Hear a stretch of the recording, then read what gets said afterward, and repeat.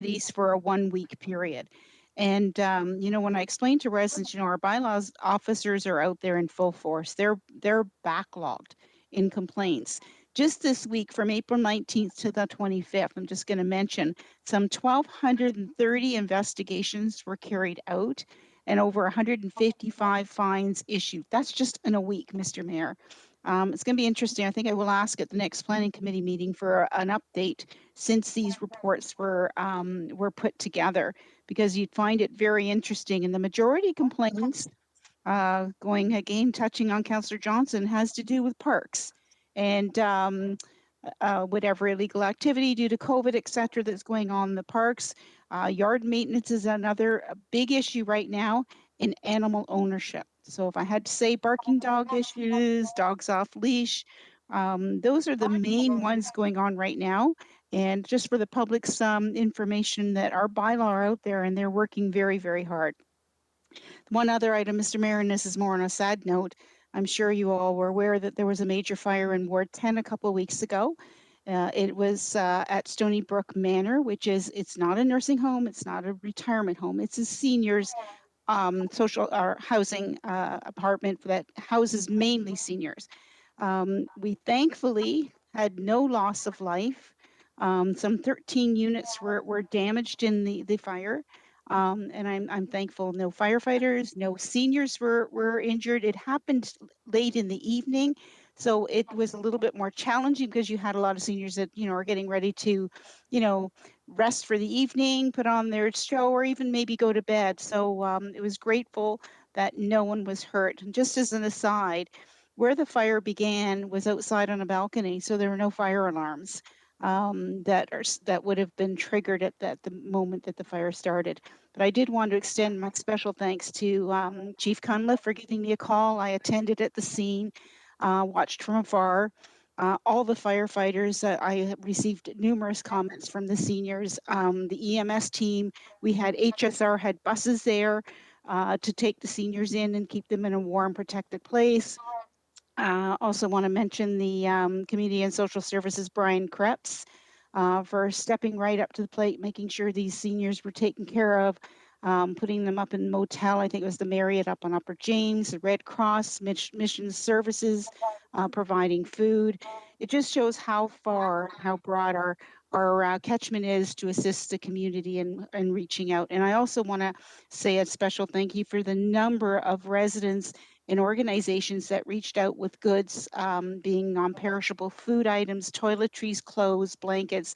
A lot of these people left their house in their slippers and their pajamas, and had nothing when they left, and they can't, if they haven't been able to get in yet.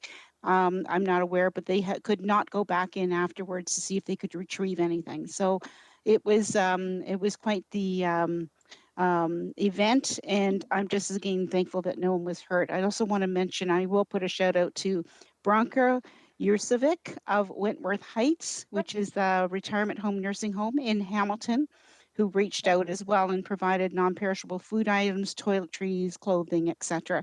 So, we have, as was mentioned by Councillor Pauls, we've got a tremendously phenomenal community as volunteers and helpers out there that at the drop of a hat will get out there and do their bit. And I want to thank them. And hopefully this building will get rebuilt within a year, fingers crossed, and these home residents can get back into their surroundings again and back with their neighbors, and hopefully no COVID. Thank you, Mr. Mayor. Okay, thank you. Councillor Clark. Thank you, Mr. Mayor. I wanted to advise the residents in Ward 9 that there will be roadside safety improvements and some miscellaneous bridge repairs done on Green Mountain Road East between Tapley Town Road and 5th Road East. That construction is going to start May the 3rd and should substantially be completed by mid-June of this year, obviously weather permitting. The work includes bridge repairs, roadside safety improvements, milling the roadway, and resurfacing with hot mix asphalt at the structure located at 498 Green Mountain Road. There will be some inconvenience with obviously noise and dust and restricted traffic movements. It will include a full road closure at the bridge and local access only to the residents.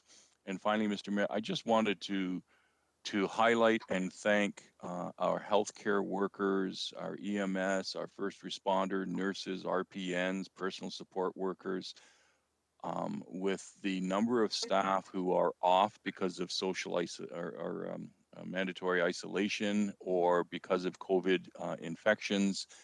The amount of overtime that these folks are working is quite staggering. I was talking to this one person who has already put in 20 days straight. Another one was at 28 days straight.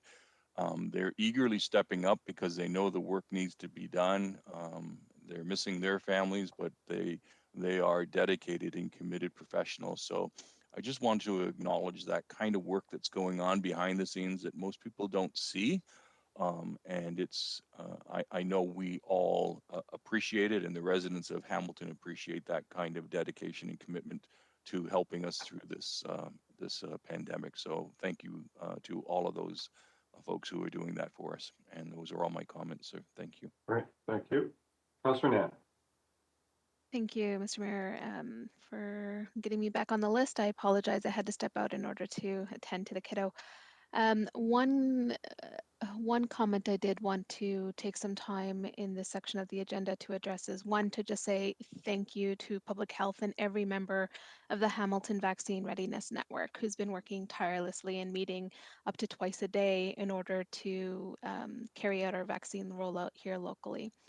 The table is made up of various community partners and health partners who collaborated to enable a priority pop-up clinic to address the reality that our Black and racialized neighbors are 2.5 times more likely to contract, be hospitalized, or die from COVID-19.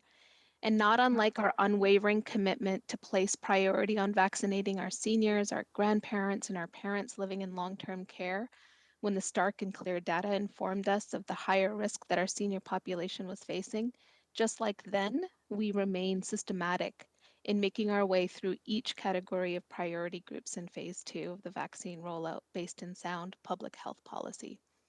In total, 1,200 vaccines were dedicated to Black and racialized residents whom resided in hotspots. 800 of them are at First Ontario Centre and 500 at Restoration House. All of these slots were filled, and I understand there will be more.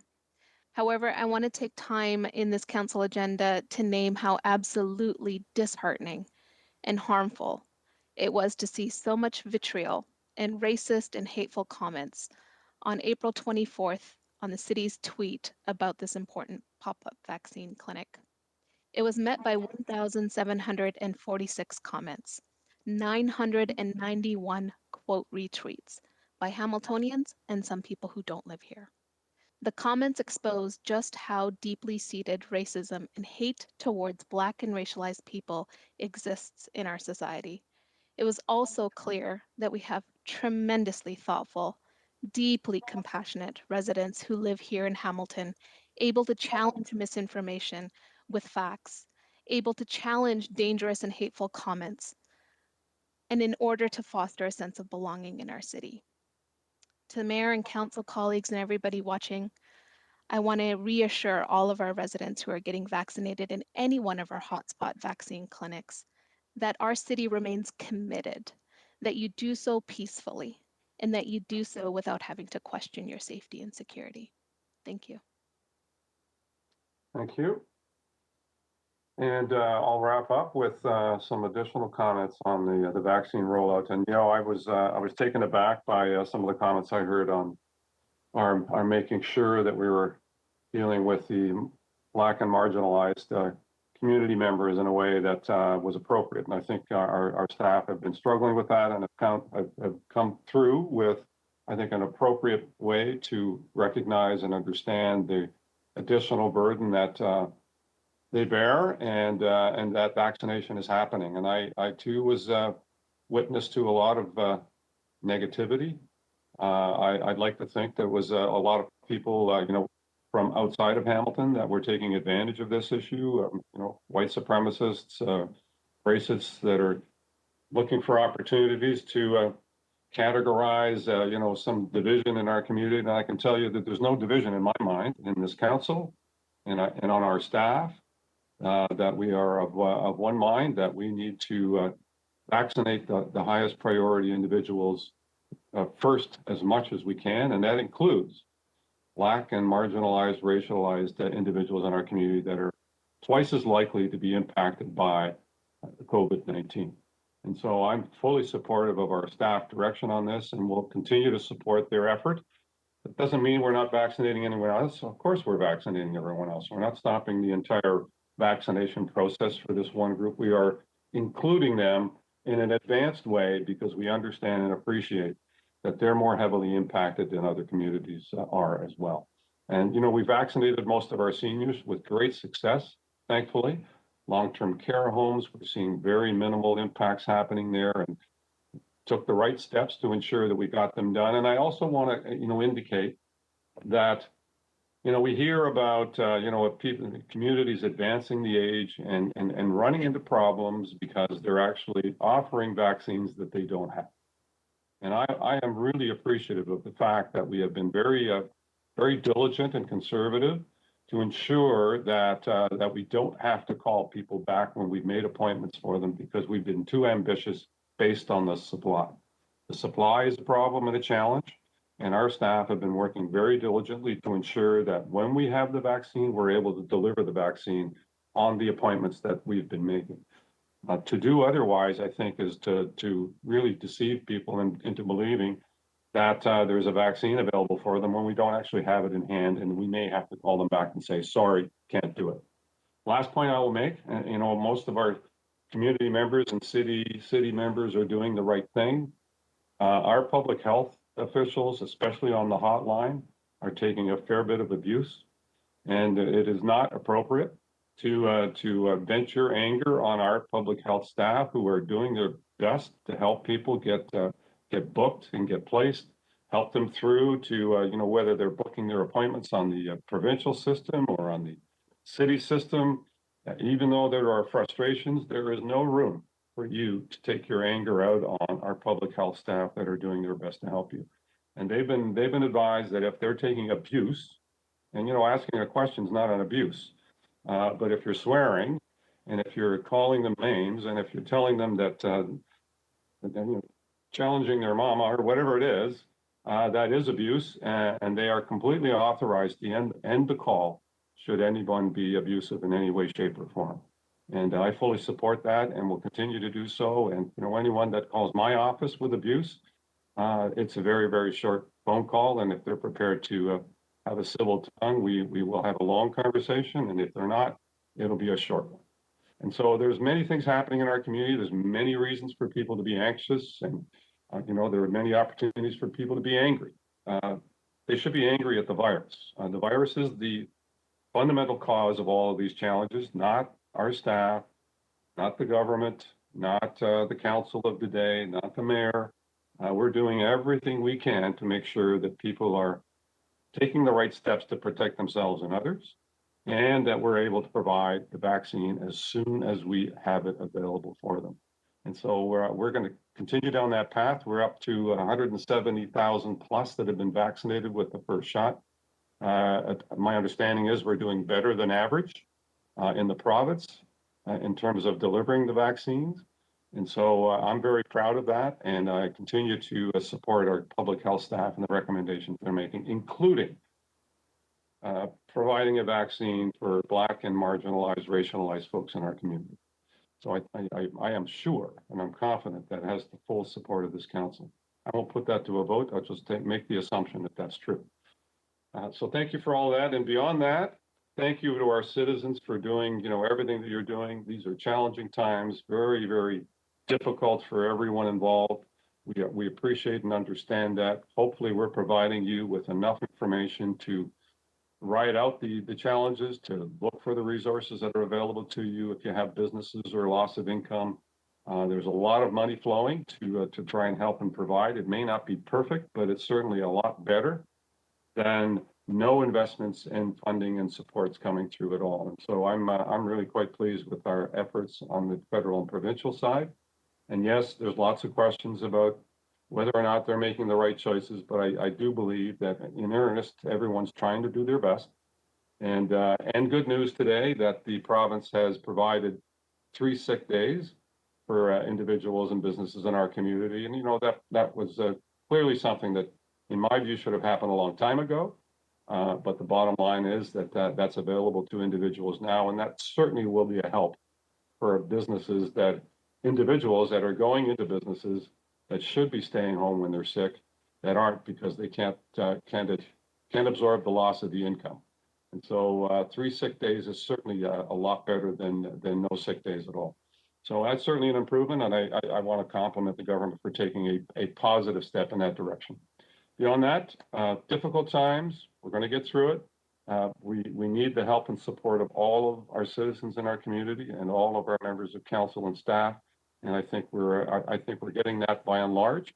And if we continue to go down that path, we will come out of this in a strong position financially and emotionally that will allow us to get to a better place in our community once this pandemic is behind us. So thank you all for your great effort, and that's all I have. I am going to go to our bylaws, which are confirming bylaws. Councillor Pauls, you have a motion on those bylaws, if you would. Mr. Mayor, if we could get the motion for council communication updates first, please. Oh, I'm sorry. Yeah, that's true.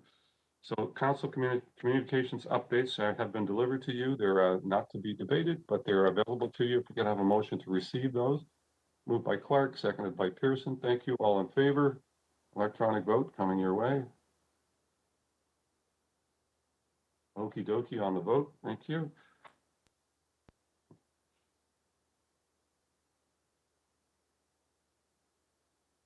And I'm going to assume that that's approved. And I'll wait for the official call.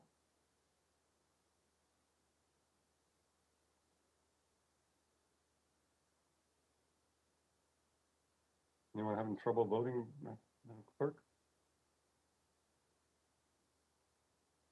And that carries, Mr. Mayor. Thank you. And Councillor Paul is on the button. Okay, thank you.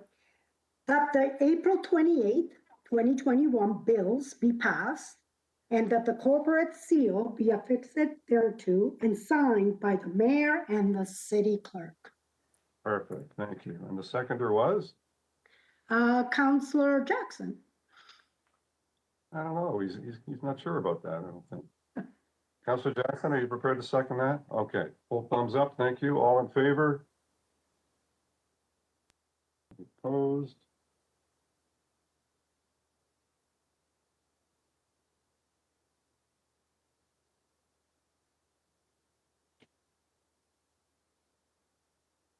And that is carried. And that's a wrap. And I will take a motion to adjourn. Partridge, seconded by Pearson.